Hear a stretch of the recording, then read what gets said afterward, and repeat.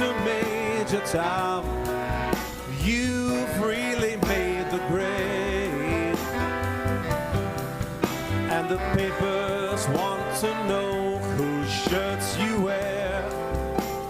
Oh, so good. That's Space Oddity by David Bowie, but with a jazzy twist. They did a little bit better than you. Oh, sorry. No A lot offense, better. but they're good. The Metropolitan Jazz Octet and singer Paul Mariano are teaming up to make an album reimagining David Bowie's music. It's called the Bowie Project, and they'll be performing at Space in Evanston on Wednesday, January 10th. Joining us now are the co-founders of the Metropolitan Jazz Octet, Jim Galarretto and John Cornegie. Thank you, Jim and John, for being with us. Thanks for having us. Yeah. Okay, Jim, first question to you. Okay, whose idea was this? To put jazz with David Bowie? Well, when we first met Paul and we realized we needed to work with this amazing singer, I said, Paul, I don't know what we're going to do, but what's the craziest idea you have? And he thought for a little bit, and a week went by, and he goes, what about David Bowie? And it's funny because I was thinking in similar lines, but I said, absolutely, let's do that. So were you guys big David Bowie fans? Or how did that? Were you a fan? I couldn't name a single Bowie tune at the beginning. I never listened to him, not intentionally. It came up on the car radio when I was in college or whatever, but when they said Bowie, it's like, how do we make this work with our group? We were mostly, jazz nerds back in the day, and but we've since learned that Bowie's discography is, first of all, it's vast.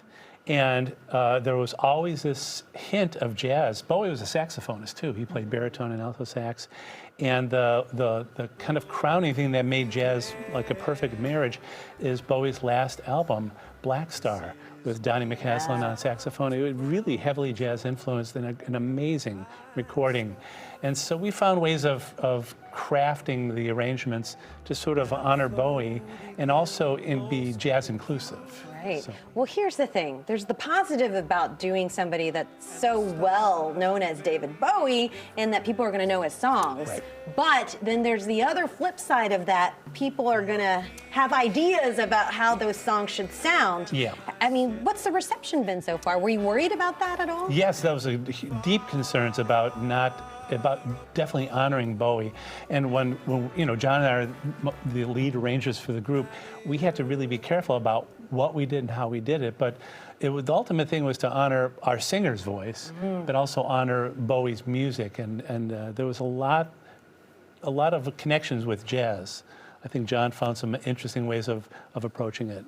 Yeah, when Paul, when he came up with a list of songs that he wanted to do, Jim and I talked about it and we kind of divvied them between both of us and one other gentleman.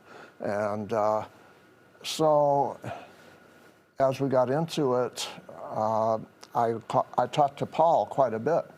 I'm reading these lyrics and, what does this mean? They're kind of obscure or veiled in mysticism. And so we had a lot of conversations about that.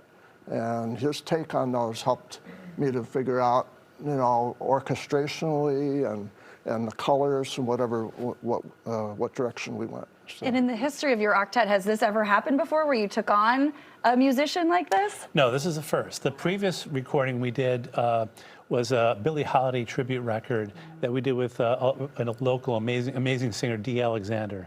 And we've performed that in Chicago quite a bit, and we plan on some performances this summer. But we've done concept albums before, but this is the first time we launched into more pop culture.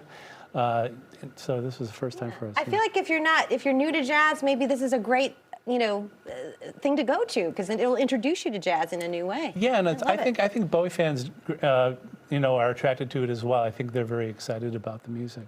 You can check it all out at Space in Evanston. Catch the performance of the Bowie Project. It is next Wednesday, January 10th. To learn more, head to evanstonspace.com. Guys, thanks for being here. Thank you for having me. Shout out to Paul, who couldn't be here today, too. Yes. A little under the weather there. All right, hope you feel better soon.